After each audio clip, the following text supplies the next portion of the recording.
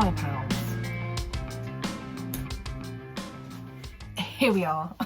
So I'm filming this on Monday in the afternoon. It's about 4 o'clock now. I haven't been home long from returning from the My Chemical Romance concert at MCR Studios. And that's what we're talking about this week.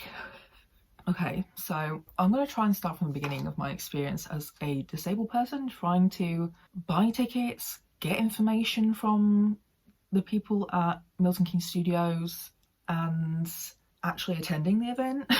So it might be a while. The light's going to change. It's getting to the evening. But here we are. So I'm pretty sure I bought my tickets in 2019 now. Pre-pandemic, before all this shit was like going down and we knew about all the problems we were going to have. And the date was set for like May or June 2020. The only way to buy disabled tickets or accessibility tickets was by the phone, which is, as many of us know, is not accessible for a lot of disabled people. I was on the phone for literal hours waiting. 1 minute till the line is open. 2, actually, I'm lying. Now 1 minute. I'm so anxious. Oh God, ring. Thank you for calling Stadium MK Disabled Access Line. If you are not calling about disabled seating, please visit our website, www.stadiummk.com, for all other ticketing information. To purchase Blue Badge parking, please visit www.parkthecarhere.com. To book accessible and wheelchair tickets for My Chemical Romance on Saturday the 20th of June, please press 1. Press stop. Thank you for calling Stadium MK Disabled Access Line. If you are not calling about disabled seating, please visit our website, www.stadiummk.com, for all other ticketing information.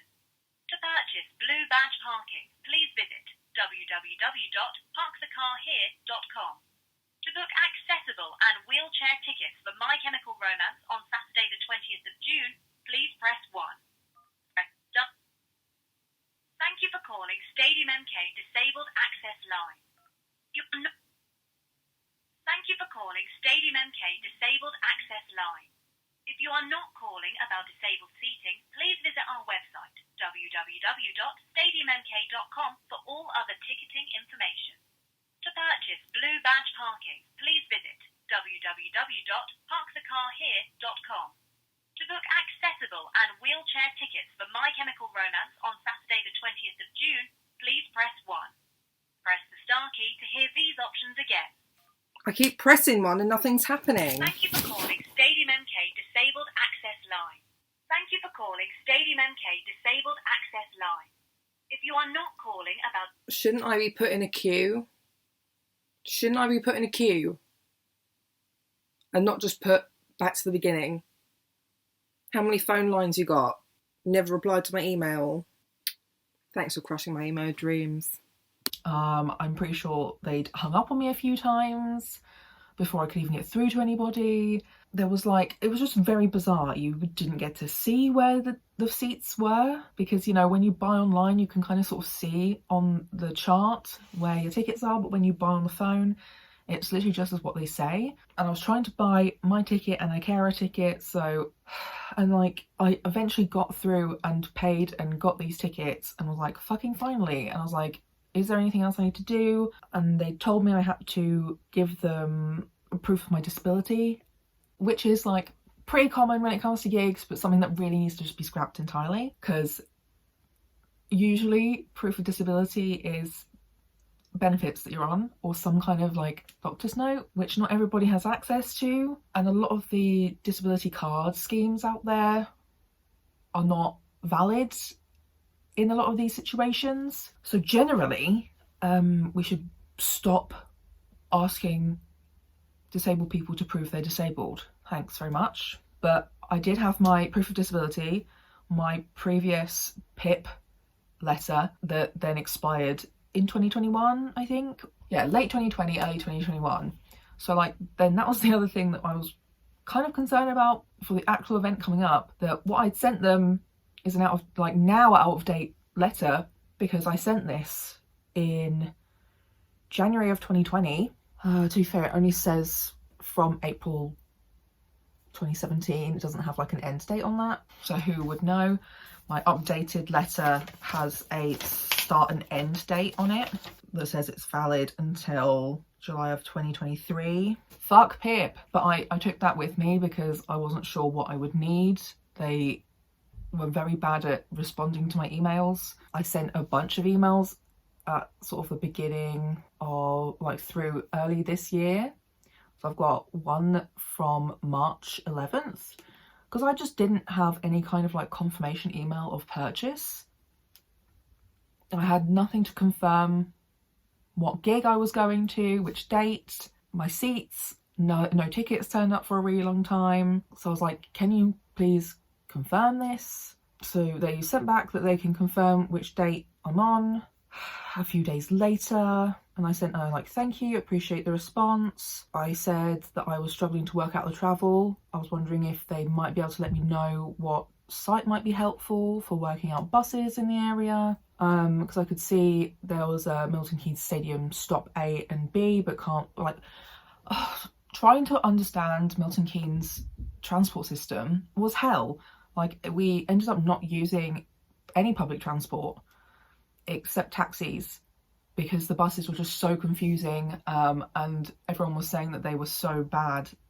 They were refusing to go to the stadium. They were not turning up on time, and like they were really bad on Sunday particularly.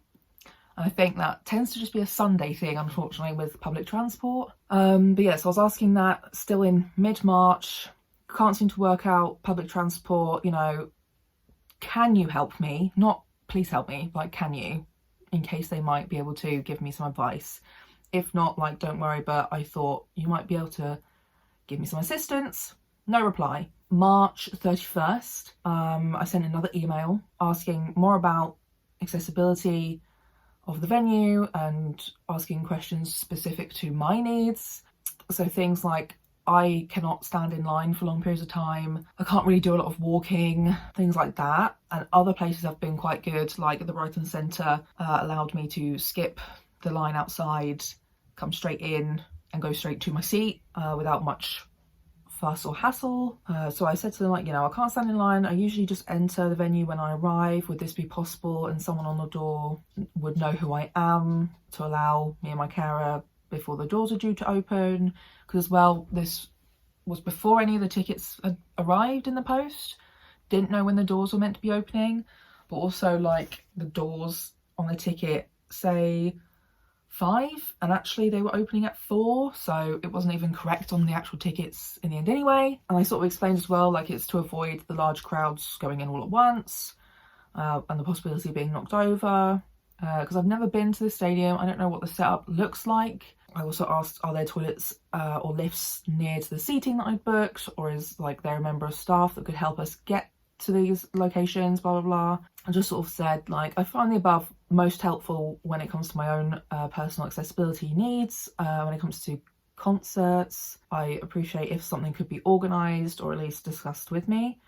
I then didn't get a reply until the 6th of April, where someone just sent me, well, it said, thank you for your email. We have dedicated accessible lanes to enter the stadium. No more information on that.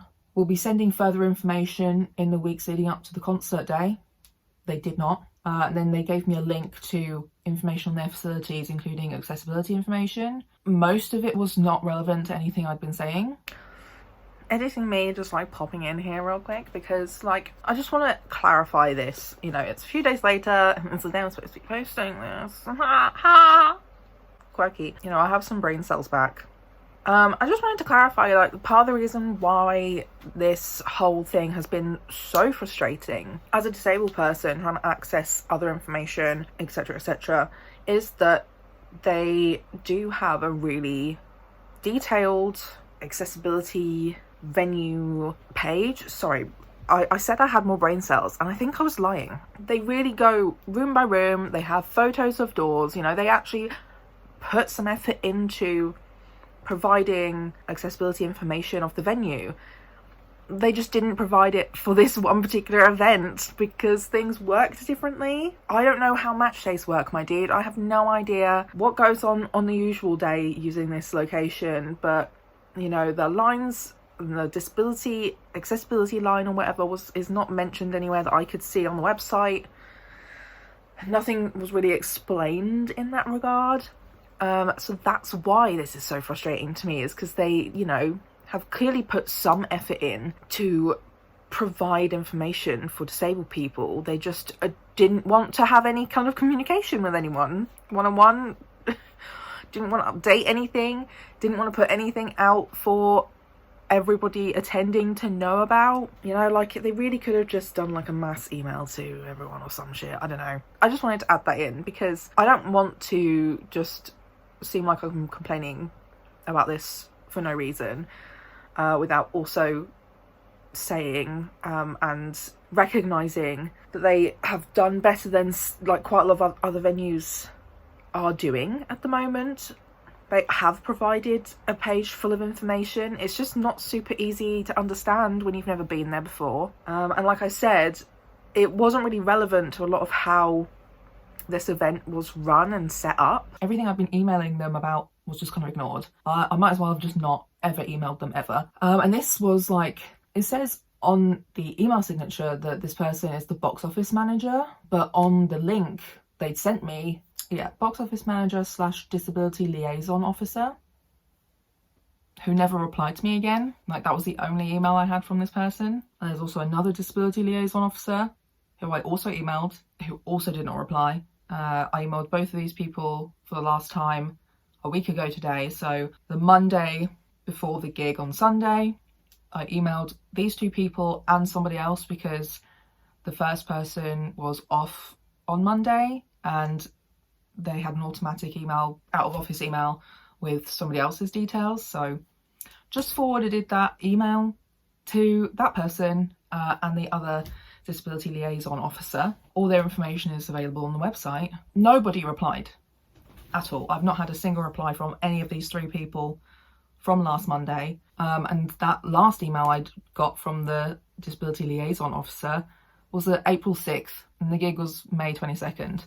I had nothing from them in any of that time to actually answer any of my questions. So my email then that I sent on Monday is, hi, this event is in just under a week and you still haven't sent any more details about the accessibility line, etc. Can you please inform me of how this works, where it will be, what I should say to who? Will we be able to access the venue earlier than non-disabled tickets to avoid busy crowds and get seated? Can a member of staff assist my carer and I? My ticket says we are in the lower tier and enter gate 1, 3 or 5. Because I was like, I don't know what this means. I have no idea what this means. The link you have sent me doesn't provide any information I'm looking for. You've given me next to no information and I'm not feeling super confident about this. When I got the out of office email, I then forwarded that to the two other people. So it says, hi, I hope either of you two can help me. I've been given zero helpful information for this gig on Sunday. No reply. Those are both in the morning of May 16th. They just didn't respond at all. So we had to call to get anyone to answer any questions. So luckily I had my mum to help, who rang and asked the questions for me. And like, for a start, like, the person on the phone didn't know the information either. They had to go and ask somebody else. Also, that link I was given for the stadium accessibility, under additional info, it says staff do receive disability awareness / equality training. And that's kind of it. It's like, there is a member of staff who's trained in BSL, but they're not generally on duty. Staff are text relay aware, plastic cups are available, plastic cutlery is available, drinking straws are available on request. That's kind of it. Like, there's a bunch of stuff that's just, like, it lists all the different rooms and floors for the accessibility, which is helpful for someone who, like, that is beneficial too. But I've never been to this place. I have no idea what the layout's like. I don't know where I'm supposed to be. And my questions weren't really about accessibility of the venue itself. It was more about, can you make my entrance easier? Can you help me find my seat and not be trampled to death? But it aggravates me a lot because I've had such a bad time trying to access any information from these people that I can't imagine what the struggle's like for other people who do have to consider other parts like wheelchair accessibility, more mobility based access needs, or other things that I'm just not even thinking of right now because I'm exhausted. Did not sleep very well. I'm tired, angry, and fed up with the world. Hopefully you can understand what I'm trying to say, that it just shouldn't be this difficult, and it was made so hard. Clearly the emails, any of the emails, are just not monitored.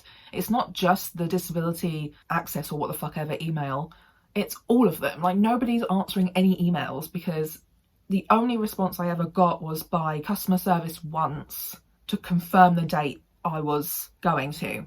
That was it. Nobody's responded to me besides that, really. I kept some bookmarks of some of my tweets I was writing on Saturday and Sunday and stuff. So I just got so annoyed by not being spoken to or responded to by email that I then was tweeting about it. So yeah, on the 18th of May was when I was tweeting. Lol, looks like they replied to my tweet on the 18th.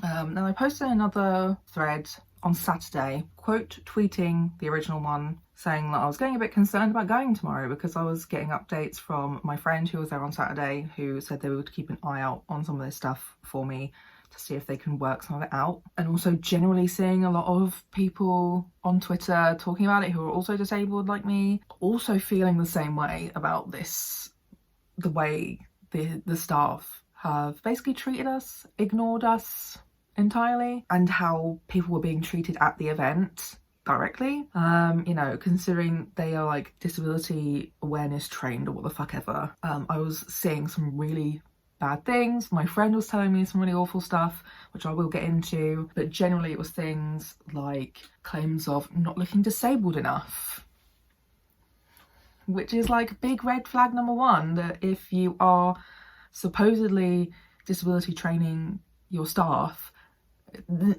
disability doesn't have a look, and I'm very tired. Like, we don't all have this one particular trait that tells you we're disabled or not.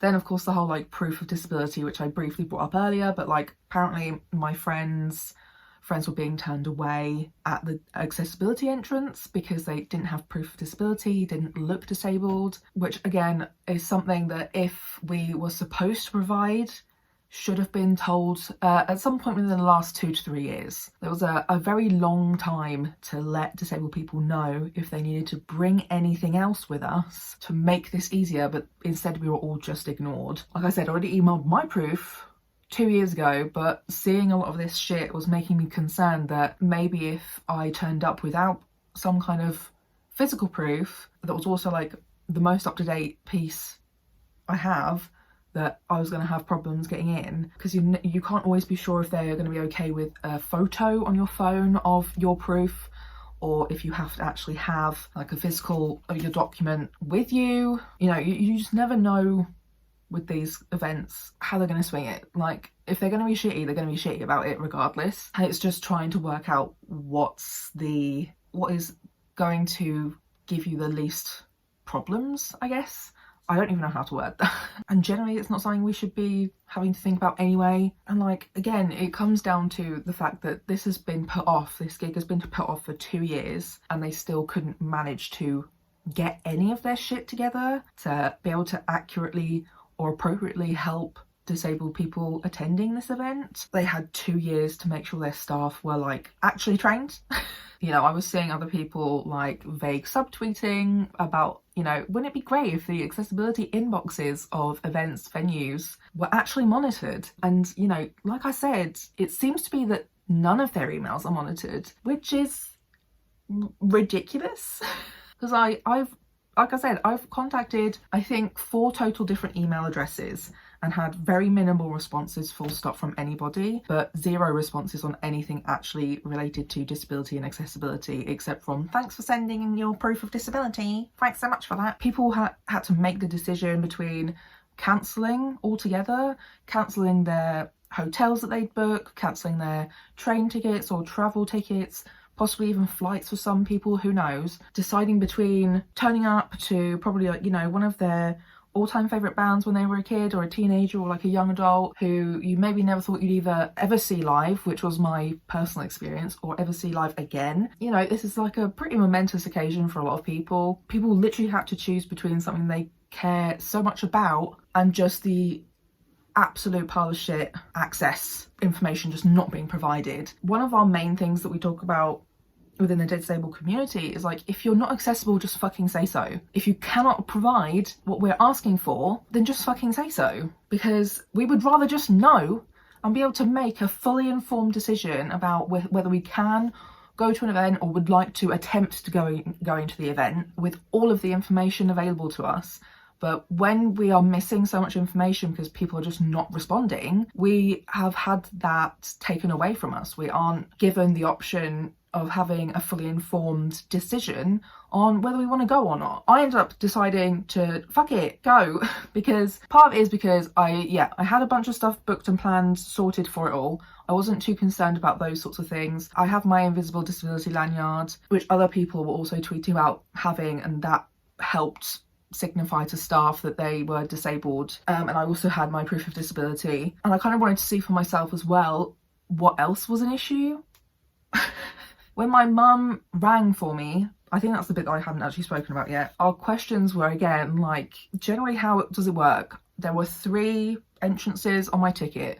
I don't know what that means. They said there's a accessibility line at all the doors, which I thought she meant all of them, but maybe she just meant all the doors on my ticket. Again, not clear. She had to go and ask all these questions as well to somebody else. She didn't actually know this information. So it's clearly not a widely trained sort of thing. More doubts on this disability training that staff have. The doors opened at 4, not 5. The first act comes on at 5:30. There was no last call or, last entrance cut off, which was good because I was like, cool, I can turn up late. That's basically another reason that led me to going still, was that I was like, you know what, fuck it, I'm just going to turn up late. Hopefully I'll have missed most of the rush of people by whatever time we went.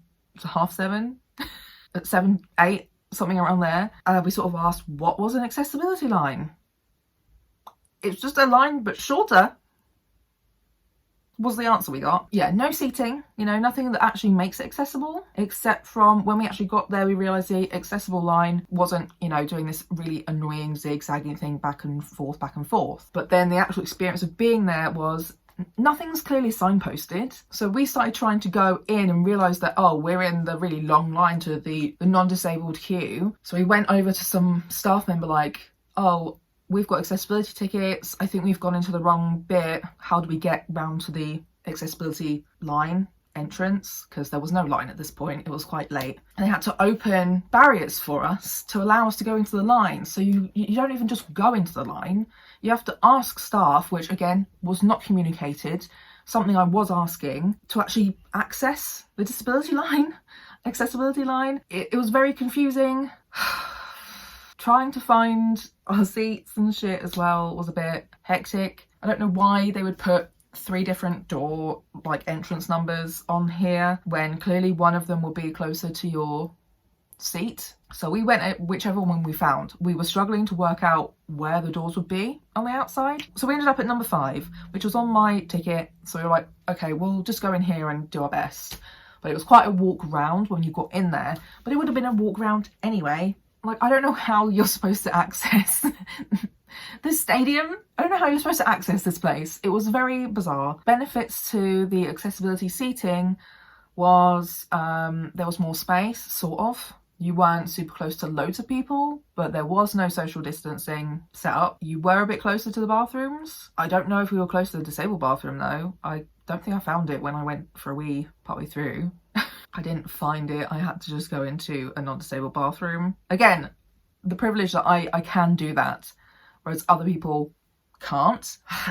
It's just like, hello, you could have just been so much clearer with all of this, but no. In that phone call as well, the first thing that they answered to what accessibility functions do you have? We have maps. Not gonna lie, I didn't see a single fucking map.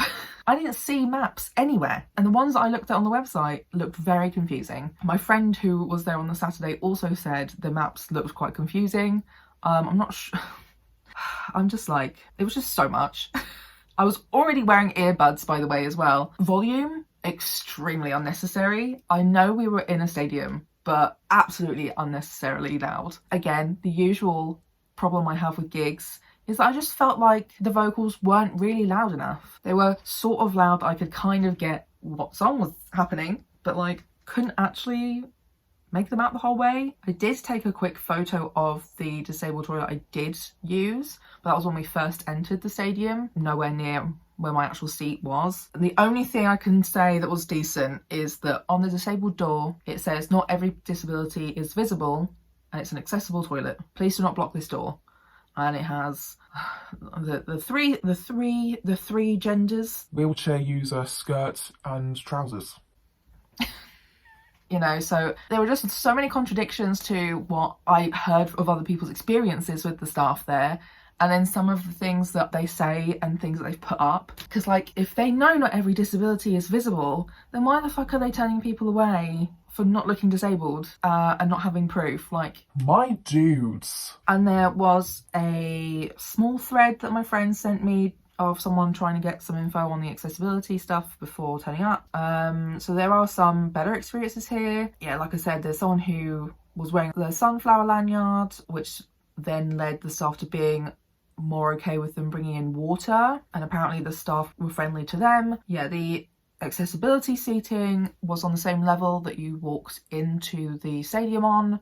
It did have some space for wheelchair users. Not a lot though, so I'm not sure how great it would have been if more of the people attending were wheelchair users, because whilst there was like a space at the end of like the designated seating, I don't know if there would have been necessarily enough if more of the disabled people attending were wheelchair users. I thought there were more responses here, but it doesn't seem to have been many. Wasn't really getting a lot of interaction from Milton Keynes Stadium themselves. As for my own experience, the staff weren't friendly, but they also weren't like extremely hostile like some of the people were experiencing and putting on Twitter.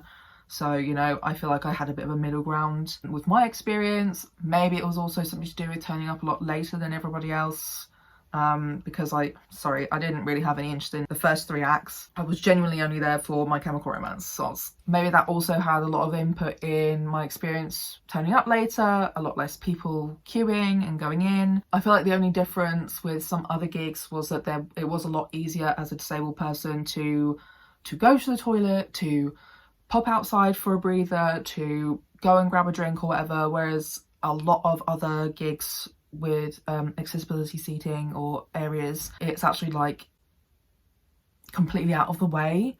So like the Electric Ballroom, I wrote about that, did a collab with another disabled blogger quite a while ago now. When I saw Halsey there, we were like perched up on the upper set of stairs that was to the fire exit. Wheelchair users had to come round the back entrance into the fire exit to sit at the top of the stairs, and the other disabled people were like, I think, up in the balcony. You know, we couldn't go anywhere. We couldn't go to the toilet. We couldn't get a drink, that sort of thing, which I feel like is one of the benefits, I guess, of going to a bigger and newer venue, I suppose, is that generally they have less excuses for the actual venue itself to be inaccessible. And like, personally, I didn't really have a lot of issues with the accessibility of the venue itself. It has just been the really, really, really poor communication from staff, full stop, whoever they are, whether they're customer service, whether they're specifically the disability liaison people or whatever. People either just didn't know and gave really vague answers that aren't really helpful for disabled attendees, or they just didn't reply. And yeah, I noticed on one of my threads that I did get a reply from Milton Keynes Milton Keynes Stadium, being like, oh, we're so sorry to hear about that. Can you like DM us and we'll help you out? And it's like, maybe you should answer your emails. Like, if you've got all these email addresses people are contacting, why should anyone be then like contacting through DMs? Because like, yeah, sometimes that is more accessible for me because it's a bit more like a chat rather than quite a delayed response like email is and can be. But also I don't automatically go to a venue's Twitter page for accessibility information, because usually it is just a social media person doing it who's maybe a customer service person. It's unlikely that they have or know a lot about the disability access requirements and setup of the venue generally. Yeah, it was just a bit like, you just needed to be responding to people. You just needed to be having a clear, open and honest communication with the disabled people trying to communicate with you, you know? That's where all of like this downfall really came from, is that you had such a long time to be working this stuff out and responding to people, and you just they just didn't, and they were only doing it when things were being put publicly on social media. I also have one complaint of the actual experience being there, besides how loud it was, but the placement of the extra, I can't think what they're called, but the extra sound systems in place were literally blocking 2 of the screens. So actually, from like the point of view that we were sat in, which was straight on, like luckily My Chemical Romance had the extra screens up higher up and a bit further to the sides, but the ones closer to the stage, the people who were sat directly in front of the stage but like back in the seating, and anyone who was actually also there to enjoy the other bands as well, completely missed all of that because they only had the lower screens on for the previous 3 bands. I guess that's what they were like for Placebo, and I just thought that was silly considering how loud it was. I don't think we needed all of them, so it really sucked to then block the view of these extra screens that would have helped make the actual experience of watching the gig better. Be able to see this people on the stage a bit more. But yeah, I'm just tired. Like, if I'd been given the information in advance and I knew what I was walking into, I would have been less anxious, less on edge. Like, I wouldn't have been on high alert the whole time, being concerned that any second something was going to ruin the whole evening for me. I also have no idea how the fuck anyone got home. How did anyone get home? The way I left ended up being not accessible, so I have no idea how, again, wheelchair users got the fuck out of there. How did you leave? I'll... Editing me again. Wanted to add some things I'd forgotten. Apparently this was something that happened, I don't know if it happened at every Milton Keynes MCR event, but there were lots of people who went to the extra effort of booking taxis to get back to hotel rooms or the station or whatever, and specifically a lot of those people booking or who had booked were disabled people. Apparently I saw a lot of stories about it, my friend mentioned it to me as well, that there were a lot of disabled people just sort of left stranded at Milton Keynes Stadium because the taxis weren't even sticking to their word of picking up the right person. You know, like, I genuinely don't know where the taxis would have gone. I don't even know where the car park was. You know, the taxi me and my friend got to the stadium just dropped us at some random point. We didn't know. We have no idea. And it was just like so many people just trying to get home. I don't think anyone really had any internet access. I'm sure most of us probably didn't have like normal phone signal either. Like, this is the one thing that really fucks me off about really big gigs, is that because everyone's trying to use the internet, no one can use the internet or like signal and stuff like that, which leaves a lot of people at risk of being left stranded and completely alone, which could be really dangerous. My friends and I were really lucky that we managed to grab a taxi and a couple of other people to get in it too. When we did, how we did, and that we got home relatively, well, not home, to the hotel relatively safely, whereas a lot of people were waiting for a long period of time and couldn't have done the same sort of thing that we did, which was walk up the fucking bank to the main road. But like, I don't know, there was just so much that the public transport in general of Milton Keynes should have been doing better. There was also so many things that the staff of Milton Keynes Stadium could have done better to help with this situation. I know there was supposed to be some kind of like shuttle bus from the station, but that only helps the station people who maybe aren't, you know, staying over. I don't know, I just think there should have been more thought about this and done for this, because like, it was hell, it was hectic. I have no idea what I would have done if I was by myself.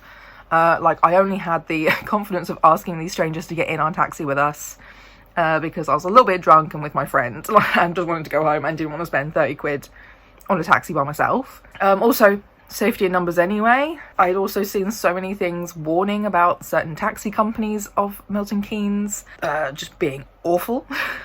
Terrible drivers, awful people, scary situations. You know, and now I look at what we did, I'm like, shit, did we get in one of those taxis that I'd seen people warning us about? It was lucky that we did all get in this taxi, and we got in with this other couple who looks quite young, but one of them was a dude, so low-key in a way it was like a white man. But, you know, there were so many things that could have gone so much worse for me, and I just got very lucky with what happened to me and my friend. But there have been stories from other people who did not get as lucky as me and my friend, and it is something that needs to be considered a lot more when it comes to venues putting on concerts, full stop. Like, this is not just a Milton Keynes Stadium thing, this is a every single venue kind of vibe. Like, everything I've said about Milton Keynes Stadium probably applies to a lot of other venues as well. I think generally I would just like this video to be partially like an educational video for people who have never experienced going to a concert as a disabled person, but also hopefully, I don't know, if anybody sees this who works in that kind of industry, take some notes. I have even like done research interviews for people researching into how to make gig venues more accessible for disabled people. You know, I've said all of these kinds of things to them. We need more people who give a shit. We need more people who give a shit. Also, bringing in the capitalism, even as a massive anti-capitalist. If you want to go by numbers and statistics, disabled people in the UK are 20 to 25% of the population, at least. That is a lot of cash money, my fucking dude, that you are missing out on if you don't cater to disabled people. Smaller venues are absolutely able to fundraise within their communities to make their venues more accessible. Lots of places have done it in, so like in Brighton, the Query is opening up. I know it's kind of like a bookstore or whatever, but it's something they've done. Same for a couple of places in Glasgow that I know of. I think one is like a nightclub as well. So like, it's doable for small venues too, who specifically do cater towards LGBTQ plus communities.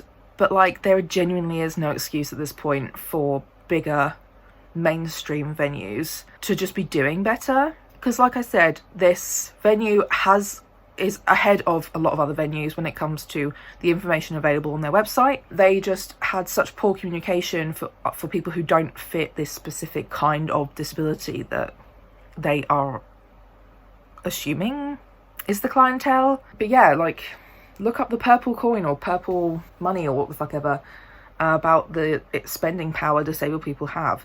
If you really want your business to succeed, catering to disabled people who are barely ever catered towards will definitely get you some good money. And that's kind of all I have to say on this. I have so many questions that will just never be answered because of this experience and the experience of how horrendous the public transport, buses, taxis, all of that has been in Milton Keynes. I am good.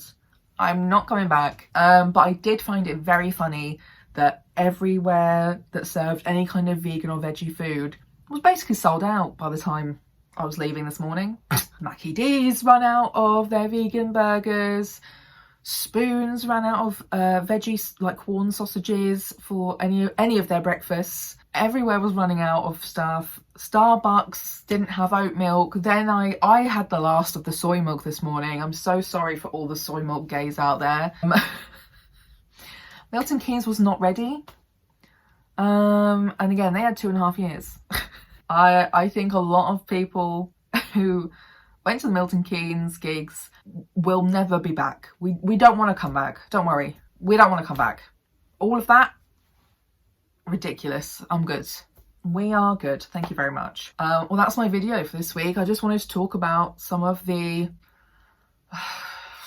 frustrations of trying to access events and venues when literally the main port of communication for a lot of people is email, and the email's just not checked. Hopefully, you know, would love if Milton Keynes Stadium would take this feedback and sort it out.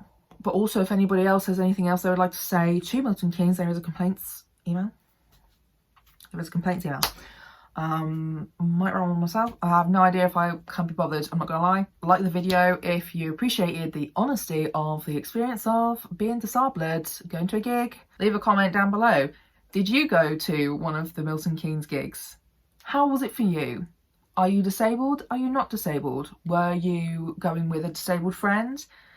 You know, share the experience. Share what you think should have been or could have been done better by Milton Keynes Stadium. And subscribe to my channel. I talk disability mainly. Chronic illness is my vibes.